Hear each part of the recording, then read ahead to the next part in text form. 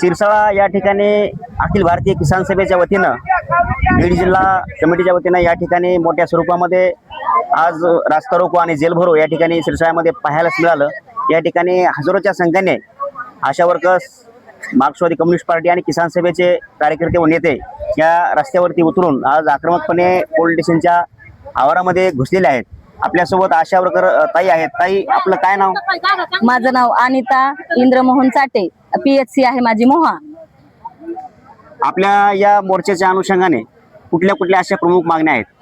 आमच्या अशा मागण्या आहेत की आम्हाला कायमस्वरूपी तुम्ही शासनाने सामील करून घ्यावं। शासनाचं धोरण काय की थोडेसे पैसे द्यायचे, आशाला राबवायचं, पुन्हा ती योजना बंद करून टाकायची, आशाला काढून टाकायचं। तर आमचं असं म्हणणं आहे की शासनाने आम्हाला कायमस्वरूपी सेवेने करून घ्यावं, एवढीच आमची आज मागणी आहे। शासन तर तसं लाडक्या बहिणी म्हणून तुमचा जागोजाग सन्मान करते व सन्मानाच्या माध्यमातून आपलं कुठेतरी महिन्याला किंवा मंथली निधी देते घेते आणि सर्व त्यांना या बहिणी सारख्याच असताना आज या स्वरूपामध्ये शासनाच्या विरोधामध्ये जे काही मोठ्या संख्येने रोष आपण या उतरून रस्त्यावरती उतरून जो दाखवला गेला, हा रोष किंवा याच माध्यमातून आपले जे मागण्या आहेत या प्रश्न कुठं मिटले नाही गेले तर या पुढचं वेगळं आंदोलन किंवा वेगळं धोरण काय असेल?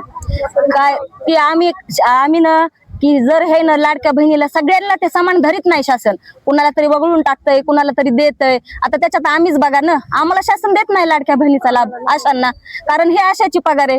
ते काय आम्हाला पगार म्हणून देतात का? आमचं हे ना कामावर मोबदला आहे ना आमचा, तर ते ना आम्हाला पण द्यायला पाहिजे माझ्या लाडक्या बहिणीचे म्हणून शासनानं। आणि जर शासनानं हे नाही दिलं आणि हे केलं तर आम्ही त्यांच्या दारात त्यांच्या घरापस्तोर जायला आम्ही भेटणार नाही आणि जाणार आम्ही, असा रोष आहे आमचा। आपण आशा आहेत, आशांना मोजक्या स्वरूपाचं मासिक असं मंथली सरकार पेमेंट देत आहे आणि पेमेंट मंथली मोजका असूनही कुठेतरी आशा असल्या कारणानं आपल्याला लाडक्या बहिणीची योजनाही लागू होत नाहीये।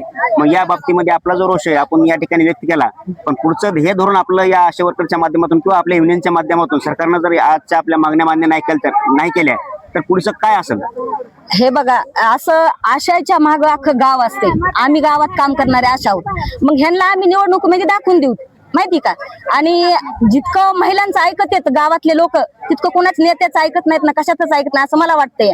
त्याच्यामुळं त्यांना पुढच्या निवडणुकीत त्याचं भोगावंच लागणार आहे। लाडक्या बहिणींना या ठिकाणी प्रशासनाला किंवा शासकीय वर्गाला अशी तंबी दिलेली आहे किंवा लाडक्या बहिणींचं जर तुम्ही म्हणणं ऐकत नसाल तर आम्ही येणाऱ्या निवडणुकामध्ये उचितच या तुमच्या लाडक्या बहिणी तुम्हाला तुमची जागा दाखवून दिल्याशिवाय राहणार नाहीत। आपण पाहत आहात वावर न्यूज। धन्यवाद। कोणी बोलणार आहे?